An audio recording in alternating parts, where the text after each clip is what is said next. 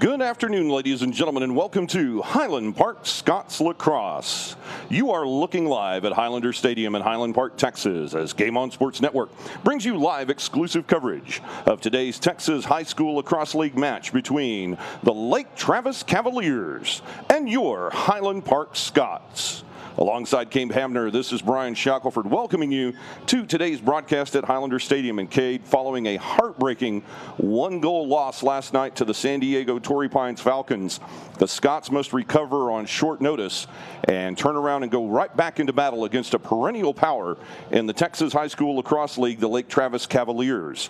As the defending THSLL Class A state champions, the Cavaliers have gotten off to a slow start this year, but they have played the bulk of their non-district schedule against former THSLL Class 2A opponents.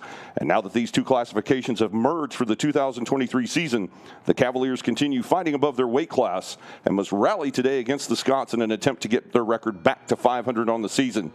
And folks, we'll step aside for our national anthem.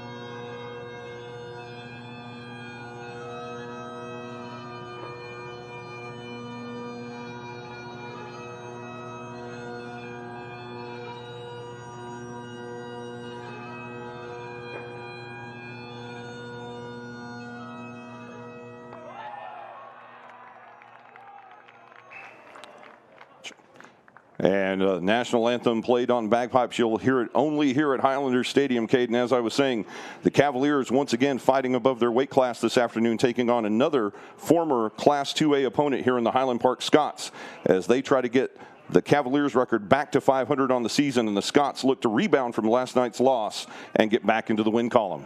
Yeah, Highland Park really wants to bounce back today, Brian. You know, there was a tough loss last night in a national powerhouse of, you know, that premier West Coast team in Torrey Pines coming in and eking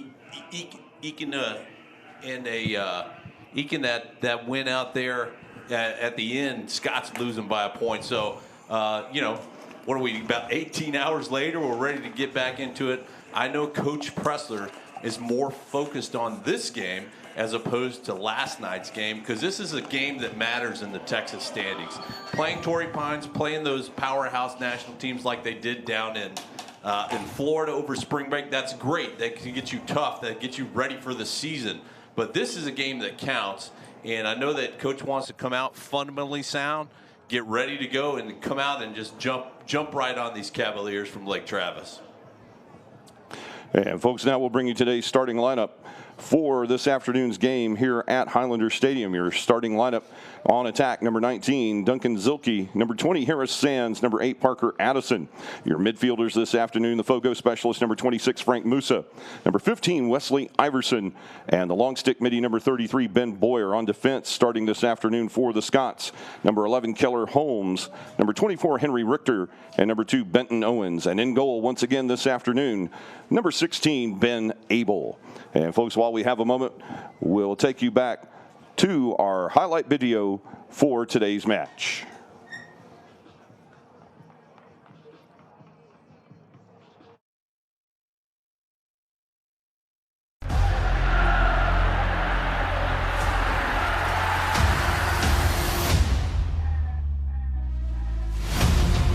You know how I get down, yeah, we can break it down, round after round, blow after blow. I'm the top dog, you already know. Keep the fire, a dog in me.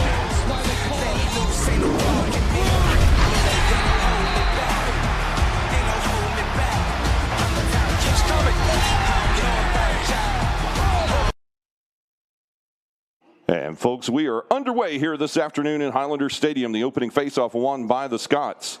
And a shot out of bounds. They'll bring it back in from X as number 19, Duncan Zilke, will bring the ball back into play. As we welcome you here to today's match at Highlander Stadium, we thank you for joining us here on Game On Sports.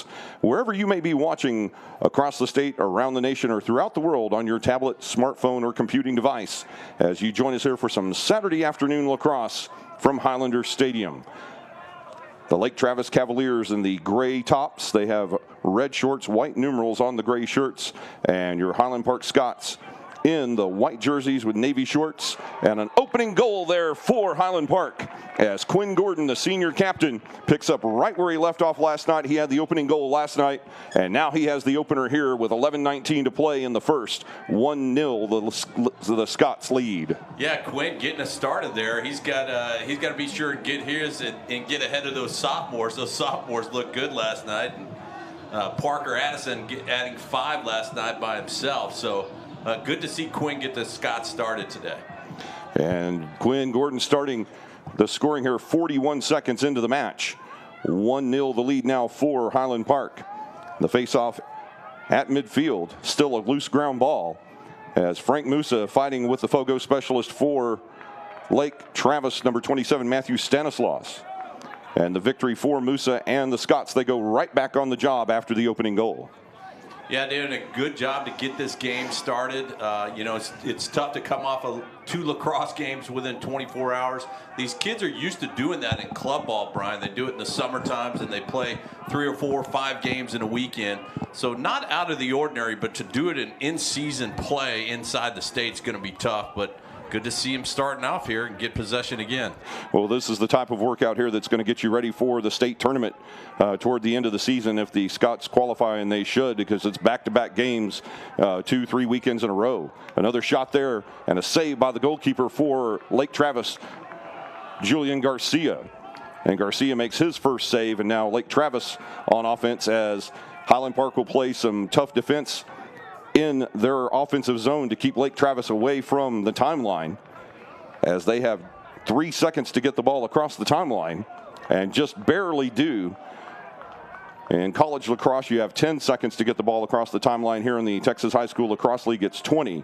And now with less than 50 seconds on the shot clock, the Cavaliers on the job for the first time this afternoon. You're absolutely right, though, Brian. Playing these tough opponents is something that Coach Pressler wanted to do, and part of his first year as his tenure here, and get these Scots ready for district play. And that's why you invite one of the top teams from California to play in your home stadium. And they hung tough with Torrey Pines last night, losing by only a single goal. They actually win the second half of that contest 9-4. So I believe the Scots acquitted themselves very well yesterday and should have even more success here this afternoon against Lake Travis. Yeah, tough schedule coming up, too. We've got Garden City, Long Island coming in, and Don Bosco out of New Jersey in the next 10 days. Yeah, definitely circle that game on your calendar, as the Scots will host Don Bosco from New Jersey. That is a perennial East Coast powerhouse in high school lacrosse, and that will be April 15th right here at Highlander Stadium at 3 p.m. Now back to the game here as Zilke tries to keep the ball in play, and he'll be knocked down. The ball picked up by Jace White of the Cavaliers. Another loose ground ball scooped up by the long stick midi, Caden Bender. Bender wearing number 2 today for Lake Travis. And Highland Park will concede the possession and get back on defense as the clock moves under 8:40 remaining here in our first quarter. Yeah, Zilke not as tough on that possession. You like to see him with a little more crisp on his catching and passing. Let that long pole got on him and got an easy steal. And they'll work down an X behind the net, will the Cavaliers. With possession, number 23, James Graver. They'll go back up top with number 17, Jagger Davis. Now Davis working up top with number 1, Frankie Barbella. Barbella looking for a shot. He's marked there by number 13, Alexander Shadle. Now they work back on the far side. Number 26, Blake Morton. Shot, save, Ben Abel. That shot bounces off the crossbar, and Abel jumping up to pick the ricochet up off the crossbar into the big net. And Highland Park controls with 7:45 to play in the first. A good early save by Abel. He had some good saves last night. Really showed his athletic ability last night in that win. Is 11 goals by Torrey Pines and many more saves than that.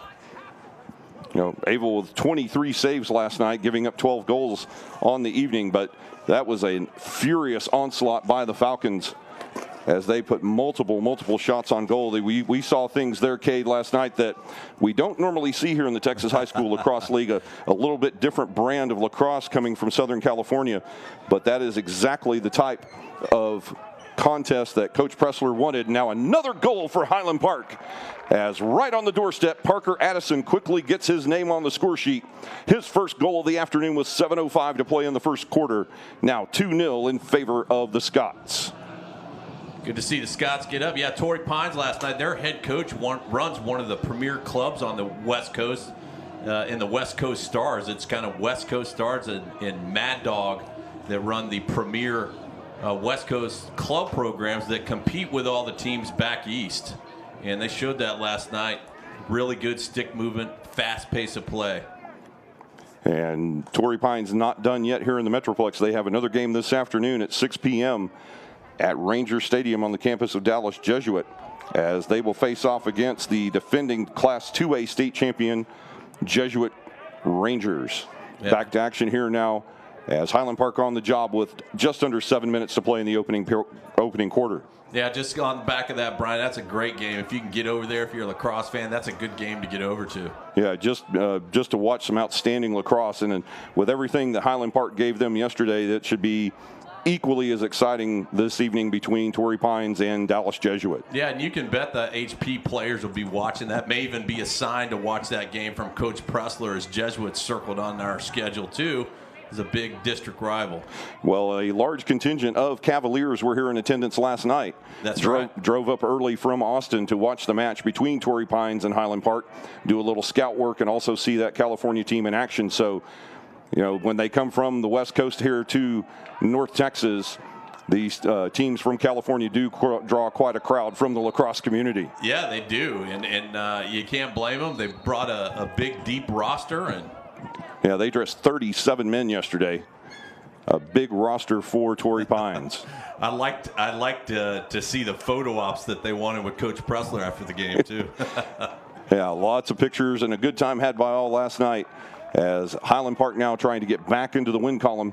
With that loss last night, they fall to 6-1 overall on the season, and in search of win number 7 here this afternoon. As back on offense, as Colin Hale will bring the ball across the timeline, and Highland Park will go back to work with a 2-0 lead and 5.5 to play here in our first quarter. The loose ball picked up in X by number 4, Jace White of the Cavaliers, as he'll come around to the near side. And the Cavaliers will switch back to offense. Now an interception there on the pass. A nice grab there by Benton Owens with the long stick. And he'll put Highland Park back on the job. Owens now surrendering the ball to the captain, number 12, Quinn Gordon, as the senior midfielder already with 1 goal in the match. And the offense goes to work, 60 on the shot clock and just under 5 minutes to play in the first quarter. Yeah, good job by Benton Owens there. Got some good work last night. I was happy to see that, you know, there's about 5 long poles last night on defense that rotated in and got some good time. And you had to have it with those legs and the depth of bench that Torrey Pines brought in. And it's good to know you can bring a long pole in that can put some muscle in. Some others got some speed, and they all got good stick skills. Indeed, and Coach Pressler playing a large contingent of his lineup as well to try and match the fresh legs of Torrey Pines last night. And also, I would think, to keep the legs fresh for this contest this afternoon here at Highlander Stadium. Yeah, he did the same thing on the spring break trip down in Florida. You know, not something that counted for wins and losses, but he was able to go down there to face some good teams like Bearwick and Phillips Exeter and IMG, and he really went down his bench in those games to ensure that those players deeper down the bench have the experience. If they're called upon to step in district play, they're able to do that. And nothing like valuable in-game experience for the players that don't get a lot of experience, the underclassmen, and those kinds of trips like that to Florida, where you have the opportunity to play a large part of your roster, see who wants to perform under pressure, see who can handle the big lights, if you will, of varsity lacrosse play. And that's how you find out who you can count on when it comes time to go down to the state for the state championships in the Texas High School Lacrosse League. Yeah, especially a goalie like Arthur Peters, another senior, outstanding goalie, the backup goalie to Ben Abel, the Loyola commit. But you got to be ready if you're a goalie. It's like being a backup quarterback in the NFL.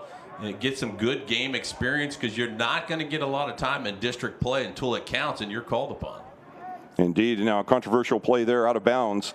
The ball went across the end line, and Highland Park felt they were supposed to be awarded possession, but instead the officiating crew giving the ball to Lake Travis. And folks, while we have a moment, let's introduce your officiating crew here this afternoon at Highlander Stadium. Your referee this afternoon, Mr. John Willis. The umpire today, Edward Carr, and the field judge this afternoon, Steve Anthony, as they awarded possession to Lake Travis. And Lake Travis down to 20 on the shot clock, 3:19 to play in the first quarter, and the Cavaliers still in search of their first goal this afternoon. A shot from a bad angle on the wide side, scooped up by Ben Abel. And he was able to close down the post there on number 23, James Graver, and make the save for the Scots. Now a whistle, a foul here on the near side, as possession will be awarded to Duncan Zilke and the Scots. Yeah, I think that was a hold called on Lake Travis there after a good defensive possession by the Scots. We're under 3 minutes remaining here in the first. 2-0 the lead for Highland Park, as they have just under 70 on the shot clock and an opportunity to extend the lead. They'll go back up top with Brian Rapp, who had a great game last night against Torrey Pines. He was responsible most of the time to cover one of their leading goal scorers, Jacob Mendoza, and did a very good job in the second half keeping Mendoza off the sheet. I've been impressed with the junior midfielder Rapp this year. He's played well when he's called upon, not a starter, but he gets in and adds really considerable minutes and good possessions. A shot off the post. Diving as his feet were taken out from under him, Jack McCallum bangs one off the far side post. He'll get the ball back. Go back up top to Addison, a shot from distance, and kicked wide by the goalkeeper, Julian Garcia. Yeah, Parker throwing up his hands there. He's ready to get it started, coming off 5 last night. He's ready to continue his weekend streak. And the shot off the post by McCallum gave the Scots a fresh 80-second shot clock. That's down to 60 now as we move under 2 minutes remaining in the first quarter. Highland Park still in front 2-0 over Lake Travis. Working on the near side, Duncan Zilke. He'll take it goal line extended. Looking for Parker Addison and X. Addison uncovered in X as he'll go back up top. Now looking for Addison, goal line extended on the far side, marked there now by Caden Bender, number 2 for the Cavaliers. A shot from distance, bounce shot, goal, Highland Park. Colin Hale in the right position, and a fantastic pass right there from Harris Sands for the score. Yeah, Hale sitting right on just outside the crease, right where you want to be. Lake Travis not playing tight on that midfielder slide, and the senior gets him one on the board. And folks, your new score with 92 ticks remaining in our first quarter here at Highlander Stadium. It's now your Highland Park Scots 3, Lake Travis Cavaliers 0. We go back to the dot at midfield as the face-off specialist, Matthew Stanislaus, for the Cavaliers will tow it up against Frank Musa. And Musa with a pretty good evening last night. He was 51% on face-off wins as he battled all evening long with Castor, the face-off specialist for Torrey Pines. And both gentlemen had very good face-off wins in there, but Musa able to hold his own against arguably one of the best FOGO specialists in the country at the high school level. Oh, he did fantastic. 51%, to win that face-off battle. He's committed to Quinnipiac University. Had a chance to talk to Frank Sr., his dad, this morning as some of the younger kids were playing. And he said Frank Jr. made him make him an ice bath last night, so he knew he had a quick turnaround. He got in and treated those muscles a little bit and got ready for today, and he's picking up where he left off. Indeed, they're back right on schedule here as we move inside the final minute of our first quarter. 3-0 in favor of the Scots. The ball in the large net of Julian Garcia, the Cavalier goalkeeper. He'll move it forward as they get across the timeline back in the offensive zone. Most of this first quarter has been played in the offensive zone for Highland Park. Only 2 offensive possessions for Lake Travis. And with 27 ticks remaining in the first, Highland Park back in possession of the ball as Ben Abel will move it forward. He'll take it goal line extended to his left to Harrison Wheeler. Now back coming to the near side, Benton Owens. as it appears Highland Park will go back on the attack now. A skip shot by Spencer Moss wide, and the ball will be brought back into play with just over 8 seconds remaining in the first. Yeah, Highland Park with that good 10-man ride there at the end. A shot and another goal for Parker Addison. Addison skips it low side and goes across the net into the far corner, guarded right in front of him. Cal Stewart, number 25 for the Cavaliers, but it didn't seem to matter as Addison with his second tally of the afternoon. It's now Highland Park 4, Lake Travis Cavaliers 0. Yeah, Parker knew he'd finally get the seal broken there, and has got him a couple on the board today. Got us started here. Still time on the clock. And 3.9 seconds remain here in the first quarter as Stanislaus and Musa return to midfield for the faceoff. The faceoff win by Stanislaus as the horn sounds, ending our first quarter of play. Ladies and gentlemen, we have the first 12 minutes in the books this afternoon, live from Highlander Stadium, as Game On Sports Network brings you live exclusive coverage of today's match here in the Texas High School Lacrosse League. And folks, your score as we head to second quarter action here in Highland Park, Texas. It's your Highland Park Scots 4, Lake Travis Cavaliers 0. Back with the second quarter right after this short break on Game On Sports Network.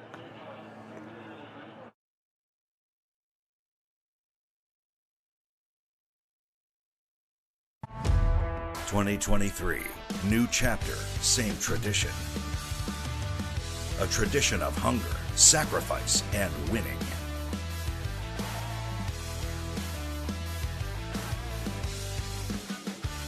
Time to make your move, Scots, and we know you will, because tradition never graduates. Vista Bank, entrepreneurs banking entrepreneurs since 1912. I actually look forward to car shopping with Sewell because I know that the whole process is going to be seamless, comfortable, and we're going to be taken care of. Buying a car is a big life event. I just felt very relaxed through the whole process. They put us at ease. There wasn't any pressure. It really felt like we were sitting at home trying to buy a car, especially with the cookies. I drive a Sewell. Discover our wide variety of new and certified pre-owned vehicles at Sewell Cadillac. And folks, welcome back to Highlander Stadium alongside Kate Hamner. This is Brian Shackelford bringing you today's Texas High School Lacrosse League action from Highlander Stadium. And Kate, in the first 12 minutes, it was all Highland Park as they have a 4-0 lead headed to quarter number 2. And Parker Addison already making his presence felt on the turf this afternoon with 2 of the 4 goals so far in the contest. Yeah, did a fantastic job. Like, you know Coach Pressler, he's a fundamentals coach. He coached 38 years in the college ranks. He's coached Team USA. He is a big guy on fundamentals and discipline, and it's good to see that, you know, he's got his team. They've shook off last night's loss.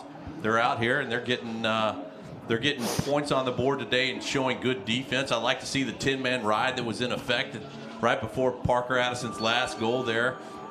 So they're out playing good D, and offense is clicking.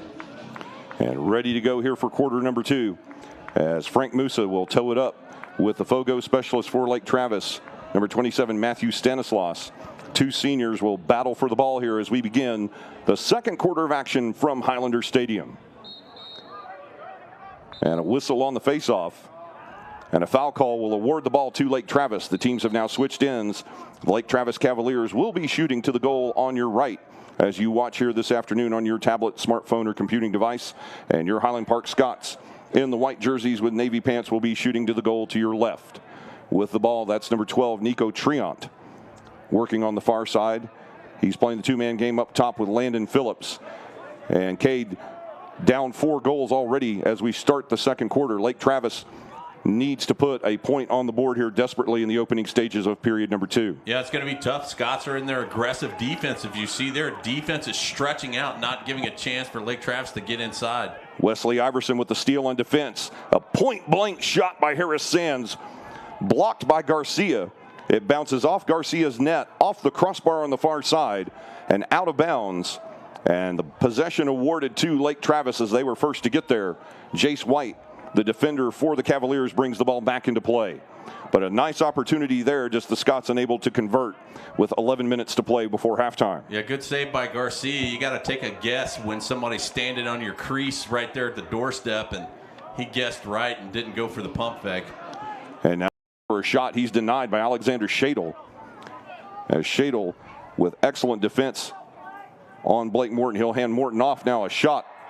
And that's a goal for Lake Travis, as Morton would not be denied. And I mean, that's goal line extended, just a very, very oblique angle there, but Morton able to go across the face of the goal and tuck it just inside the pipe on the far side. Yeah, and Lake Travis knew they were playing with a free play there. There was a flag down, so play continued. And looks like it was a personal foul call, so Lake Travis will get a man-up situation here. Oh, excuse me, no, a technical foul. So with the point, the flag is waved off. And the Cavaliers allowed to play the advantage. So the penalty already in the books as the goal awarded to the Cavaliers. They trail 4-1 now with 10:20 remaining in the second quarter. Musa winning another faceoff, still in possession. And he'll move the ball back to number 21, Paxton Smith, as the Scots will set up the offense. The shot clock down to 65 as we approach 10 minutes to play before halftime. And you've got to give Blake Morton credit there, Cade. I mean, he kept working, was denied by Shadle, moved over to the far side, and had almost no angle goal line extended when he took that shot, but found a little bit of net just inside the far side pipe. Yeah, he knows. Lake Travis knows lacrosse. It's a good, it's a long game. You know, it's not a shutout sport, and teams come from behind quick. We saw that last night with the Scots down 8-2, making a game out of it and finishing 12-11. Indeed, and a shot there over the shoulder. Goal, Highland Park, as Wesley Iverson will score with 9:39 remaining in the second period. He'll answer the goal from the Cavaliers. It's now 5-1 in favor of Highland Park. Yeah, Iverson, good job by the captain there, getting open right at the top of the doorstep, about 12 yards out with the shot. And caught Lake Travis in a slide there, opened up that shot for Iverson. And just as we were talking about last night, as Jim Dixon and I had the broadcast, he mentioned it several times. And, Kate, it sounds like you agree that there's no such thing as a safe lead in lacrosse. So the Highland Park Scots here need to keep their foot on the gas as they've increased the lead back to 4 goals. Musa with a clean face-off win back to number 27, Colin Hale.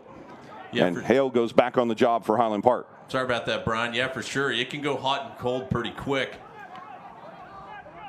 You can see a lot of goals scored in a hurry, and then you can see a defensive struggle like we had in the third quarter of last night's game. Only two goals scored in the entire period, both by Torrey Pines, and the first goal didn't go into the net until there were less than 3 minutes remaining in that third quarter. That's right. Yeah, defense kind of locked down. Defense at times will take a little longer to get up to speed. Sometimes the offense is clicking right off the bat. We saw that last night. Offense clicking for HP here today. Indeed, the shot there just over the top of the goal by number 26, Frank Musa. And Highland Park will bring the ball back into play as Brian Rapp will work up top. He's marked by number 45, Aiden Patty. And Petit will force Rapp to dish back into X. As Addison working in X today for Highland Park. It's unusual to see how Coach Pressler works this. Sometimes he'll have Addison working goal line extended on the offensive left. And another goal right there. Now give Addison credit for an excellent pass as Zilke right there on the doorstep. He fakes the shot, passes instead to Zilke, and Zilke with a wide open net. He'll make it 6-1. Yeah, Coach Pressler has no problem inverting his midfielders in attack if he wants to isolate a player and get a long pull off of that player. The long pull went with Addison that time. That opened up Zilke. He was standing at the doorstep, and easy goal for the Scots. And now Highland Park with a 6-1 lead over Lake Travis as we have 8:28 remaining here in the second quarter at Highlander Stadium.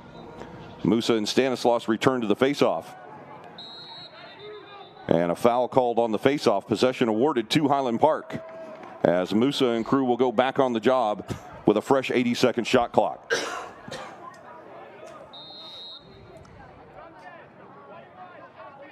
Working now with 8:20 remaining in the second half, or second quarter rather, as Zilke, the latest goal scorer on the near side, being marked by number 2, Caden Bender. Zilke charging in from goal line extended.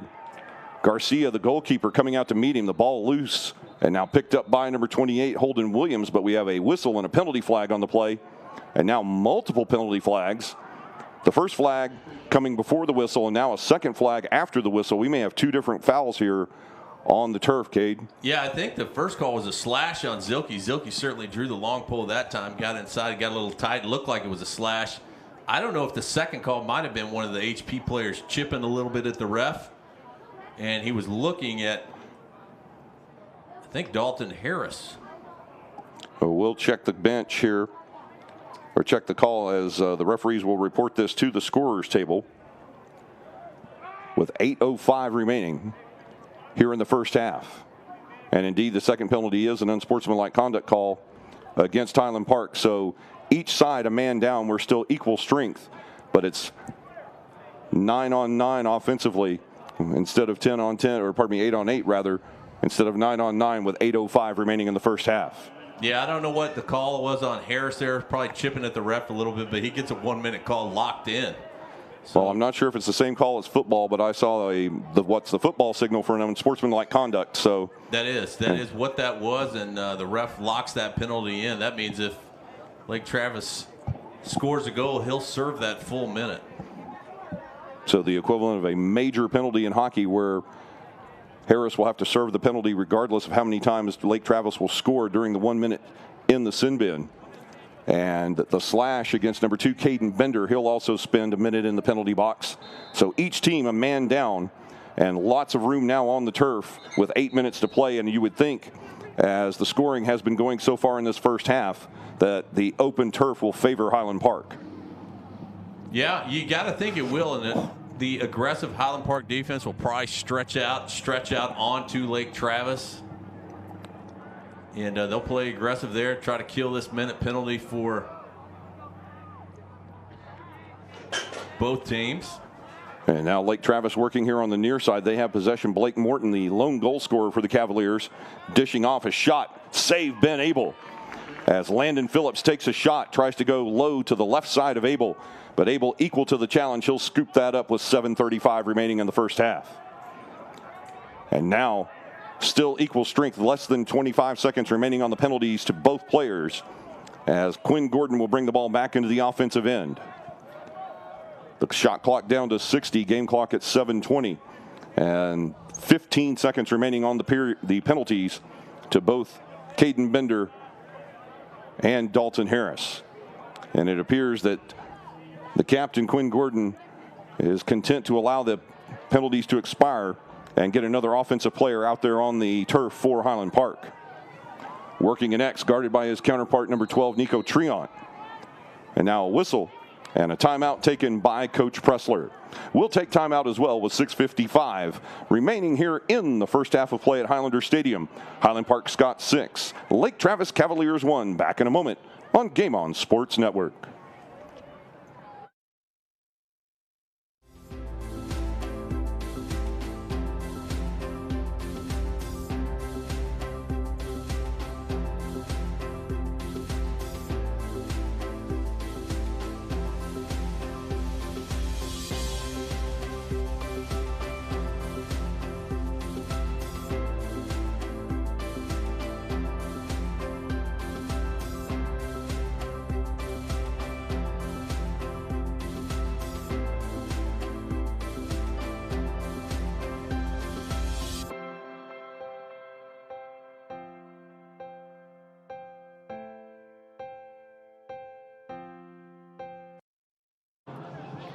And folks, welcome back following the timeout here alongside Kate Hamner, Brian Shackelford, bringing you today's action here from Highlander Stadium. As the Highland Park Scots in back-to-back games, they lost a heartbreaker last night to the San Diego Torrey Pines Falcons by a score of 12-11. And less than 24 hours later, they're back in action here, an early afternoon match from Highland Park, as they now enjoy a 6-1 lead over the defending Class A state champion Lake Travis Cavaliers. And Cade, Lake Travis, even though they are the defending champions in Class A and Class AA combined this year, where Class A is now the largest class, they kind of condensed and took out Class 2A, and Highland Park, a 2A opponent. So Lake Travis really moving up, playing most of the opponents that they've played so far in their non-district play were 2A opponents last year, as Lake Travis trying to get used to the new schedule and the new group of teams that they'll have to play here if they want to win the crown once again in 2023. Yeah, a lot of talent down in the hill country. A wraparound there by Addison, deflected by Julian Garcia. A nice effort there by Parker Addison. He'll get the ball back and a fresh 80 on the shot clock. Like you mentioned, Lake Travis, the single-A champ, but Westlake, the double-A champ from last year. Dripping Springs has a good team that came in here earlier this year. And really good to see the growth down in the hill country area. The shot wide of goal. And back there to secure possession for Highland Park is Addison. He'll bring it back in from X with 59 on the shot clock and 6:15 to play before halftime. Addison looking for the wraparound. He'll pass instead. Gordon fakes a shot, now takes another one. And a nice save right there by Julian Garcia. It looks like he saw that all the way off the cross of Gordon to put Lake Travis back on the job with 6 minutes to play in the first half. The ground ball loose and scooped up by number 21, Paxton Smith. And just like that, Highland Park back on offense again, Cade, as the clock moves under 5:45 to play before halftime. Yeah, the Scots moving into the meat of their schedule here and going to play McKinney on Tuesday and Southlake on Thursday, so no rest for the weary. You're in the bulk of the schedule, as you mentioned. You got Don Bosco coming in, you got Jesuit, you got ESD coming up, and we're on a run for this month of April, and we will see a lot of good lacrosse in the next few weeks. And a timeout taken on the field here with 5:36 remaining before the end of the first half of play. We'll step aside as well. We'll be back in just a moment right here on Game On Sports. I put a lot of mileage on my car, so I am practically at Sewell every 3 months. Every single time that I go, it's amazing. Everybody is welcoming, everybody is professional, everybody is kind. It's just like easy, fast, right to the point. You're in, you're out. Cannot imagine being with anybody else but Sewell. Their customer service is absolutely flawless. I drive a Sewell. Discover our wide variety of new and L-certified vehicles at our Dallas and Fort Worth Sewell Lexus locations. Time to make your move, Scots, and we know you will, because tradition never graduates. Vista Bank, entrepreneurs banking entrepreneurs since 1912. I'll sit down and have. And folks, we're back here live from Highlander Stadium in Highland Park, Texas. 5:36 remaining in the first half as we bring you matinee high school lacrosse from Highland Park, Texas. Your Highland Park Scots leading in this match against the Lake Travis Cavaliers by a score of 6-1. And Coach Pressler, he must have seen something there that he didn't like from his offensive crew, because he spends his second timeout, his final timeout of this first half, with 5:36 to play to make adjustments with his squad. Yeah, you know, Brian, you've seen a lot of football, called a lot of football. You can't take them with you to the next half, so you might as well use them. We don't see it in lacrosse that they always use all their timeouts, but you're right. Coach wanted to take a minute there, set up his offense, and maybe get another one on the board, maybe a couple here before we head into the half. And that is the mantra in football. In the first half, you use them when you need them. In the second half, you use them when you have to. And evidently, Coach Pressler following that same philosophy here as he invested 2 minutes with his team. And we'll see if we can get a result with 5:20 remaining in the first half. The shot clock down to 45 as Duncan Zilke will work goal line extended, moving into X with Parker Addison. And that's something we saw quite a bit last night from the Torrey Pines Falcons, Kate, as they played a lot of their offensive possessions with 2 players in X, forcing Highland Park to put 2 defenders back there and opening up more lanes in front of the net. Yeah, good strategy. Try to draw them down below GLE and open up, that shot perimeter up above. So kind of opened the field up and allowed them to score a little more. And the bounce shot in front by Harris Sands goes over the top of goal. Parker Addison back there to secure possession, but we have an officials timeout with 4:54 remaining in the half, as all 3 officials will now meet in front of the Lake Travis goal to discuss what happens next. And they will indeed reset the shot clock. So that was just a brief meeting to say, hey, did the goalkeeper or the goal crease come in contact with the ball? And indeed it did, because that is the criteria that resets the 80-second shot clock, if I'm correct, right, Cade? Yeah, I believe it. has to hit the goalkeeper or the pipe. We had a little struggle with that early on last year when we started the shot clock, and I had a phone call with the head official, Tom Fitzsimmons. He told me that it's a shot off the pipe, the net, or the nylon, or the goalkeeper itself will set the shot clock. And indeed, Highland Park brings the ball back into play. 68 on the shot clock as Zilke will work in X along with Addison. Zilke trying to get a basketball-like screen there. He'll come the other way. And the shot knocked away by Julian Garcia, but possession to number 12, Quinn Gordon, the captain on the other side. Comes back to the near side now for Addison on the wraparound, and it's in the net. The shot on goal, it bounces off the net of Garcia, off of his right leg, and then into the goal. That's the hat trick on the afternoon for Parker Addison. Yeah, sometimes they work in your favor. We saw one last night that we thought went in, and probably should have been a score for the Scots. Sometimes they don't go your way. That one did that time for Parker, as it looked like it bounced off the foot of the goalkeeper, bounced around a couple of times, finally crossed the goal line. And indeed, we did look at that several times on replay, Cade, and it did tuck in and hit the nylon just underneath the crossbar. But, you know, that's already old news at this point. But that one right there, the goal for Parker Addison, gives him a hat trick on the afternoon and also gives Highland Park a 7-1 lead over Lake Travis with just over 4 minutes remaining before halftime. Another face-off win for Frank Musa as Colin Hale will charge down the middle and offload a pass for Parker Addison, but wide. Unforced error there by Colin Hale will give the ball back to Lake Travis. 4 minutes to play in the second quarter.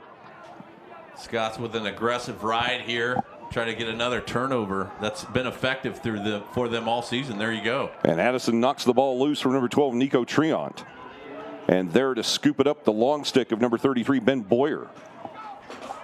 Boyer, such a good LSM this year, working, and especially on that ride, he's been able to get in and disrupt those clears for a team like Lake Travis. And when you do that, there's nothing more important than face-off and the ride. To get those possessions that you otherwise may not have really tilts the ratio in favor of your offense. Indeed, and Highland Park has been in possession of the ball, I would think, for at least 75, if not 80% of this first half of play.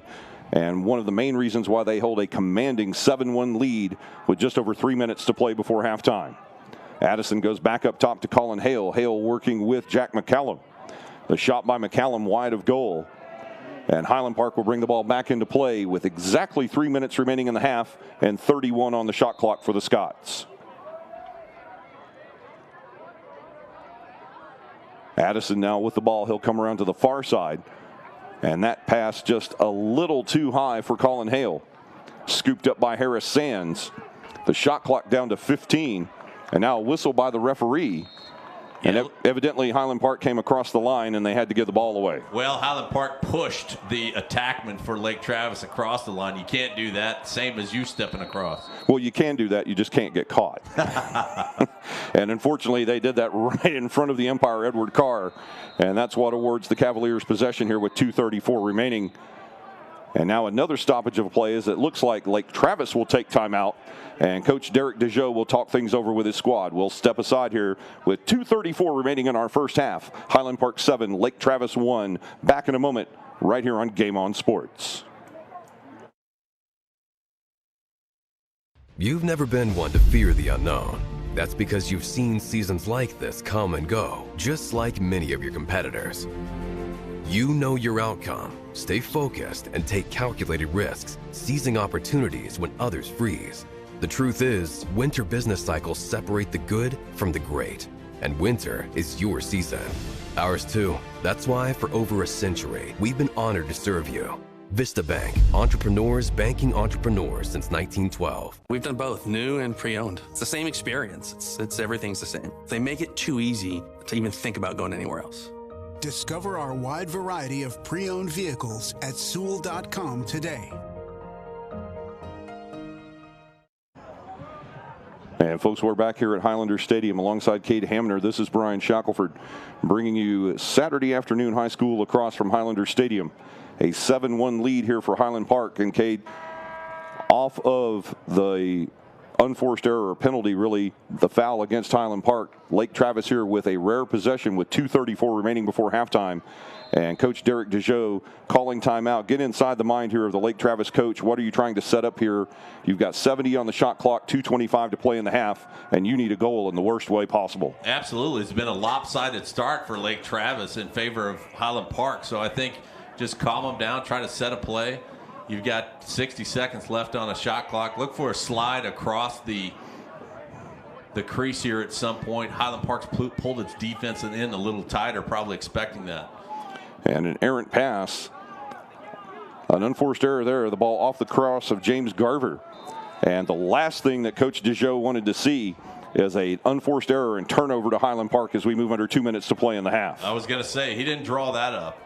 No, that is not how Coach wanted it to go. And now Highland Park back on the job as Coach Pressler's defense taking care of business here so far in the first 24 minutes. Ben Abel well out of goal. His pass intercepted as he tries to get back to goal. A shot from distance.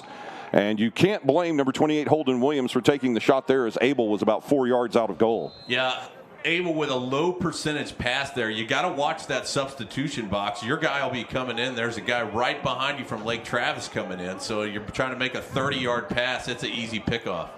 And now Highland Park remains, or they bring the ball back into play. They have possession once again. And fortunately, that errant pass does not hurt Highland Park, as we now have 75 seconds to play before halftime and 55 on the shot clock for the Scots.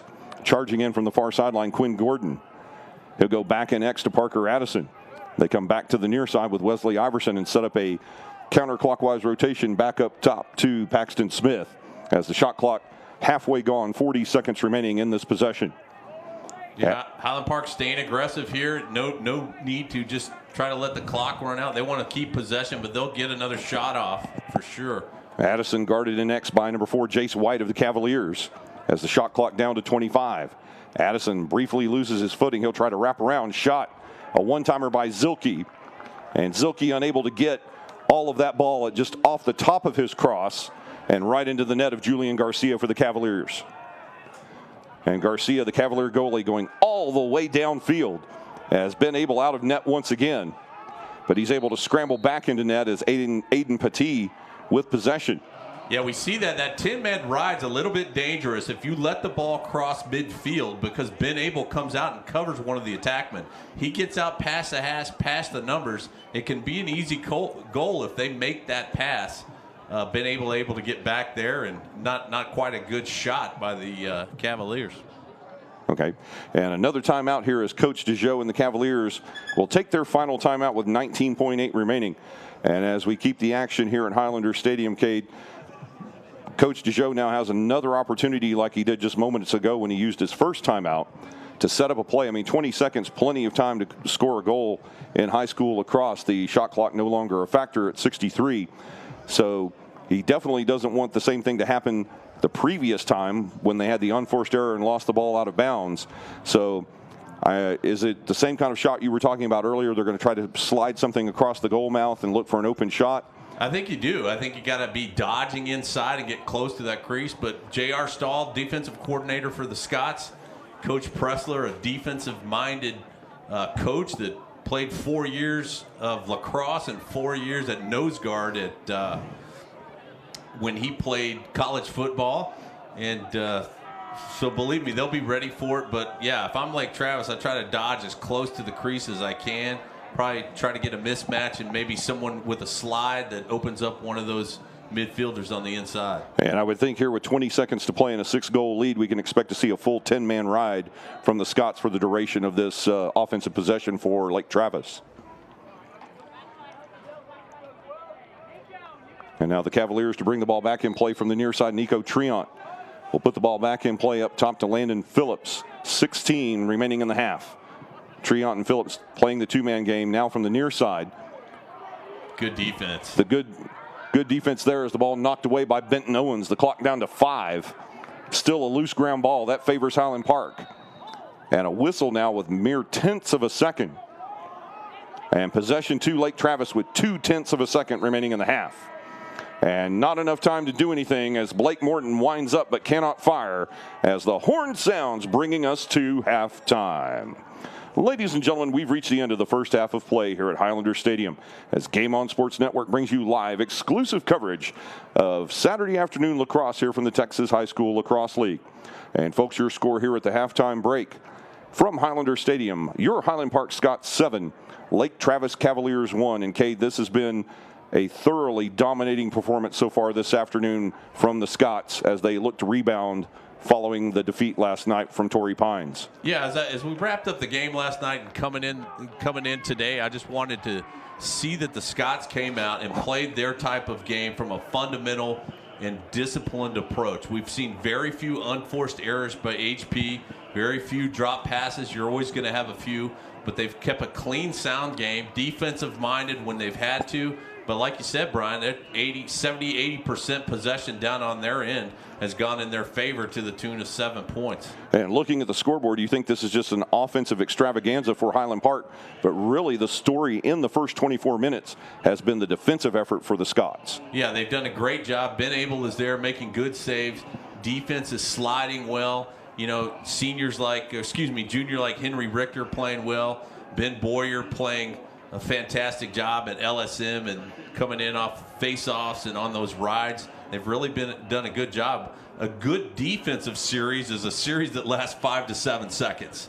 You know, and when you stay on your half of the field on the offensive end for so much of a percentage of the clock, you know, it's hard to see that the defense is doing so well, but really the best defensive possession is mere seconds, and Scots have been able to do that today. Indeed they have, as they lead 7-1 here at the halftime break.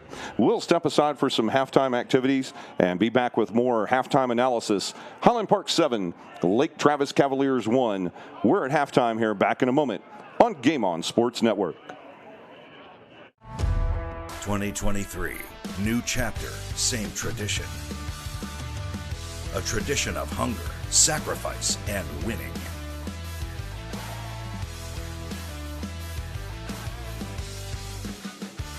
Time to make your move, Scots, and we know you will, because tradition never graduates. Vista Bank, entrepreneurs banking entrepreneurs since 1912. I actually look forward to car shopping with Sewell because I know that the whole process is going to be seamless, comfortable, and we're going to be taken care of. Buying a car is a big life event. I just felt very relaxed through the whole process. They put us at ease. There wasn't any pressure. It really felt like we were sitting at home trying to buy a car, especially with the cookies. I drive a Sewell. Discover our wide variety of new and certified pre-owned vehicles at Sewell Cadillac. You've never been one to fear the unknown. That's because you've seen seasons like this come and go, just like many of your competitors. You know your outcome, stay focused, and take calculated risks, seizing opportunities when others freeze. The truth is, winter business cycles separate the good from the great, and winter is your season. Ours too. That's why for over a century, we've been honored to serve you. Vista Bank, entrepreneurs banking entrepreneurs since 1912. We've done both new and pre-owned. It's the same experience. It's everything's the same. They make it too easy to even think about going anywhere else. Discover our wide variety of pre-owned vehicles at Sewell.com today.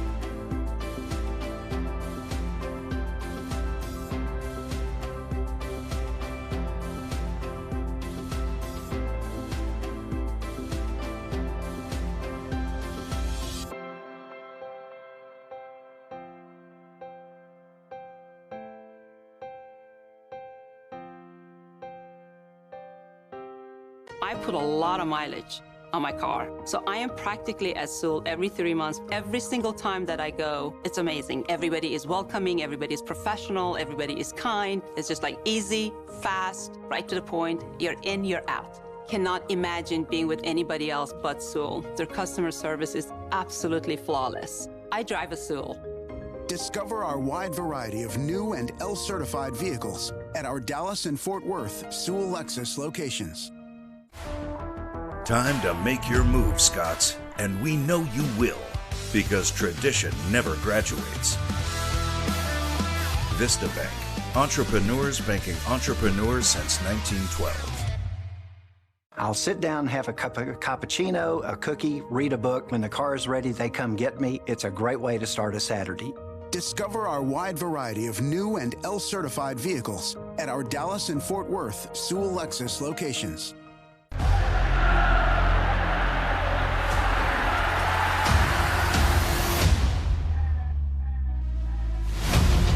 You know how I get down. Yeah, we can break it down. Round after round, blow after blow. I'm the top dog, you already know. Got the fire of a dog in me. Let loose, ain't no wrong in me. They don't hold me back.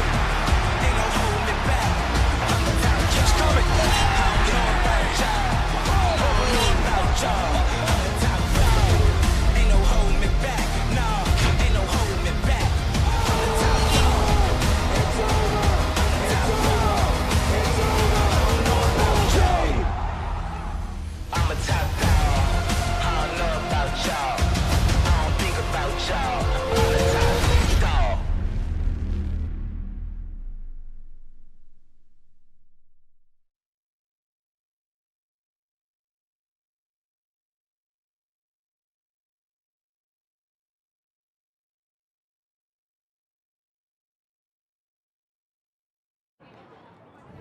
And folks, we welcome you back here to Highlander Stadium in Highland Park, Texas, alongside Cade Hamner. This is Brian Shackelford bringing you matinee action here from the Texas High School Lacrosse League. And Cade, let's take a look at the highlights from the first half and the goal scoring by Highland Park as they lead 7-1 here at halftime. Yeah, Highland Park able to get it started and get scored. What was it, inside of a minute, wasn't it, Brian, and get it started, and a couple of goals within the first minute and a half. Yeah, Quinn Gordon with the first score 40 seconds in. And the first goal there from Parker Addison. Addison already with a hat trick on the afternoon. He had 5 goals yesterday. So with 24 minutes of lacrosse to play this weekend, he already has 8 goals on the tally sheet this weekend. Yeah, not bad. It's good to see, the sophomore Parker Addison need to get Paxton Smith involved. Zilke's been involved today. And, that sophomore class really does a lot to improve put some production up for the Highland Park offense. And Duncan Zilke with the 7th goal on the afternoon for Highland Park. Your goal scorers, Parker Addison with 3. And single goals each from Quinn Gordon, Colin Hale, Wesley Iverson, and Duncan Zilke.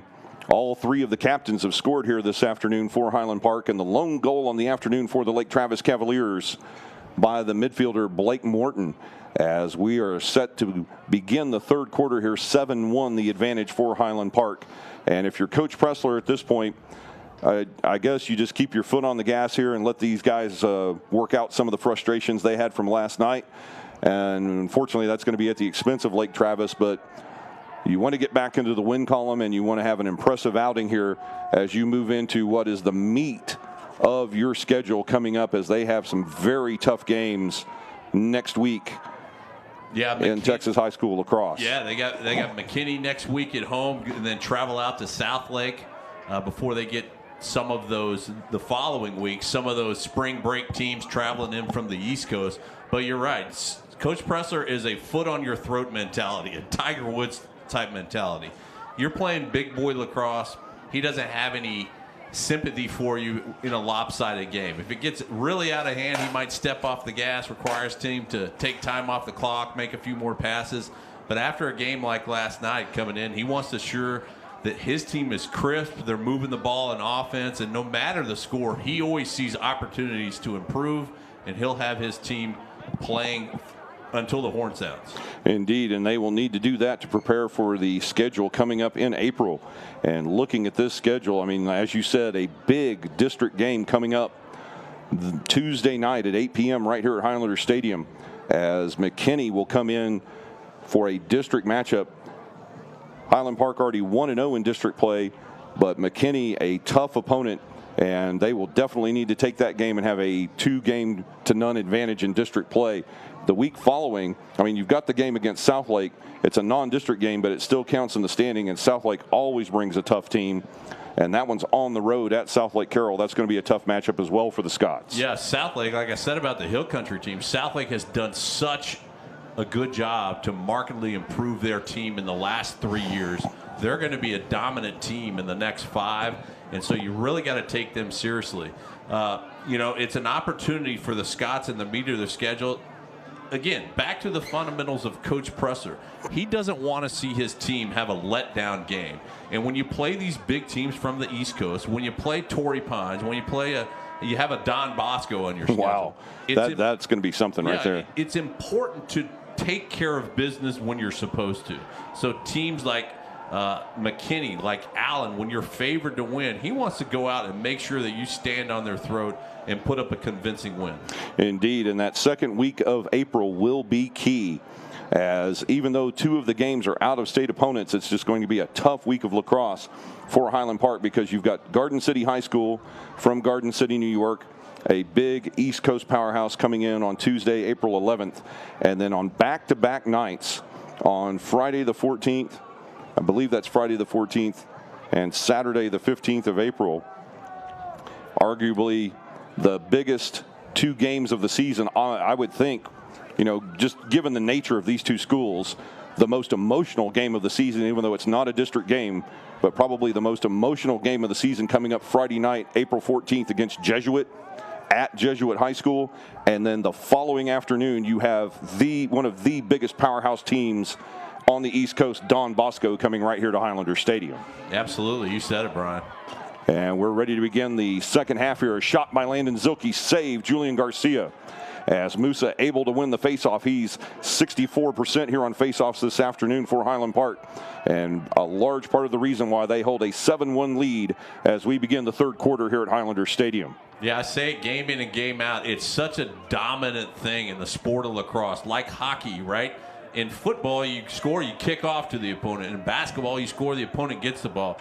Lacrosse, hockey, you score, and it's 50-50 at the face-off line. And if you've got a dominant specialist like you do in Musa, you can really tilt games in your advantage from a possession standpoint. And indeed, Jim Dixon and I spoke about that last night, and it was very telling how, depending on which team won the face-off between Torrey Pines and Highland Park, whether it was Castor for the Falcons or Frank Musa for Highland Park, it just set the tone for that whole possession and allowed the team that won the face-off on several occasions to score within mere seconds and get another tally on the board, instead of having to put in a lot of defensive work, get possession back, get down to the other end, and take a minute, 2 minutes to score a goal. Yeah, that's right, Brian, and that's why it's so important to have your first, second, and third line depth at midfielder, because if you can stay on offense and keep those fresh legs coming in, it really, really puts a lot of pressure on that defensive team of the opponent.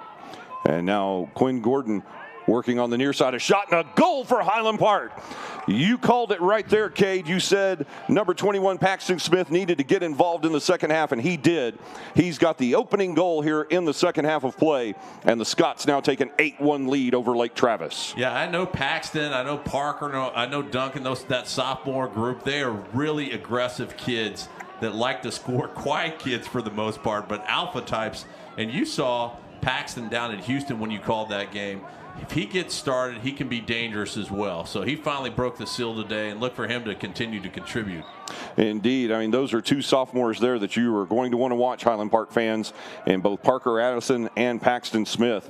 Big things to come from those 2 young men if they stay injury-free here with Highland Park Lacrosse. Yeah, both on the squad as freshmen, so big step for them to play. And adding Zilke this year as a sophomore to D1 varsity. And a shot there on goal by Zilke, and the save for Julian Garcia of the Cavaliers. And now Lake Travis will go back on the job as we move under 10 minutes remaining in the third quarter, as Frankie Barbella almost, it looks like he did get pushed out of bounds, and indeed he did. Nice defensive work there by Keller Holmes to force Barbella out of bounds and give the Scots possession with 9:48 remaining in the third. Yeah, good defensive push there by Lake Travis. It's a little tough to see if you're watching on the stream, but the lacrosse sideline extends about 5 yards beyond where the traditional football sideline. I believe they're using the blue lines there that are marked out for soccer on the sidelines, if I'm not mistaken, right? I believe so, or it's the white line. Oh, it's the white line just inside. I see it now. Yeah, very faint, about a foot inside that blue line. Indeed it is. And the other critical thing there to keep in mind, we mentioned this last night as well, is that faint white line that is just 12 inches inside the soccer line is still only about 3.5 yards from the concrete wall on either side of Highlander Stadium. Yeah, Highlander, an intimate, tight stadium, doesn't have a track in it. The fans are right on top of the field in football, certainly in lacrosse as well. But yeah, not a lot of room to overrun your aggressive hit. And a penalty flag on the field as Lake Travis will play the advantage penalty coming up against Highland Park, as they'll probably get a slash on Nico Treant as he was down on the ground. And now Lake Travis will bring on extra attackers and work on the far side. Number 10, Thomas Meigs, working with Treant up top as the penalty will be assessed once we get a whistle. Meigs able to keep the ball in play, still no whistle. Penalty flag sits on the ground as Meigs goes back into X. They try to center back to Barbella. Good job of Lake Travis to maintain possession, and I say that, and it goes right out of bounds. And as you called it there, it goes off the cross of Morton out of bounds, and we'll now get the penalty call.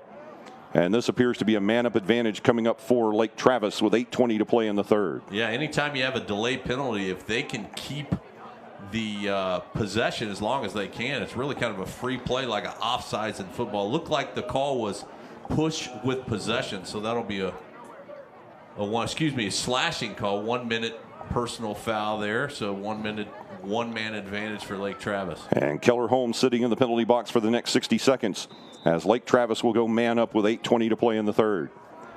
The first penalty kill of the afternoon coming up for Highland Park, as on the far side, Nico Treant and Landon Phillips work. They go back up top as Phillips will run the offense. Now goal line extended, comes back to Phillips. The shot clock down to 60, 38 remaining on the penalty. A shot and a goal for Lake Travis. And it's Blake Morton once again, the Cavaliers' leading goal scorer. He goes top shelf and just snuck that under the crossbar over the right shoulder of Ben Abel. Difficult angle there from goal line extended on the far side, and it's now 8-2 in favor of Highland Park. Yes, Henry Richter with the slide there came out to get a check, and the attackman for Lake Travis is able to just duck inside that check, opened him up in the inside, and he got one past Abel. And now the penalty concluded to Keller Holmes as Lake Travis scores. And a face-off at midfield. The whistle will give possession to Highland Park. Yeah, Lake Travis jumped a little bit early. We've seen Frank jump once, so pretty even there for false starts. Duncan Zilke now working in X. The ball off the cross of Dalton Harrison. There's a rare unforced error for Highland Park as they turn the ball over to Lake Travis with 7:38 remaining in the third. Yeah, you can't eliminate all of them, but that's the disciplined fundamental play that Coach Pressler tries to minimize, if not eliminate altogether. Well, you've got to give Coach Pressler credit. If his squad doesn't commit an unforced error until 7:38 remaining in the third quarter, I would say he's doing a pretty good job coaching this team. Yeah, and they're right back into that 10-man ride, but a flag comes down here against Lake Travis. This will be a free play for the Scots. A shot just wide of goal by Dalton Harris as he's pushed to the turf. And the Scots were playing the advantage here. We'll get the penalty call from the referee. Not sure what the call was, but I did see technical foul indicated. This will be a 30-second penalty for the Scots. And a technical foul will put number 9, Patrick White, in the penalty box for the Cavaliers. And a 30-second advantage coming up for Highland Park as they look to answer Blake Morton's second goal and reestablish a 7-goal lead here with just over 7 minutes to play in our third quarter.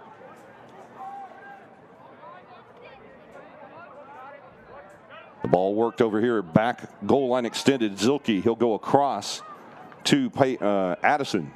Parker Addison now working it back up top all the way to the captain, Quinn Gordon. Gordon working with Paxton Smith as Smith looks for his second goal. The penalty clock still has not started. I would say there's about 15 seconds remaining in the penalty. To Patrick White, a shot just wide of goal by Iverson. Over the shoulder of Garcia. I think he saw that a little late. It just happened to be inches wide.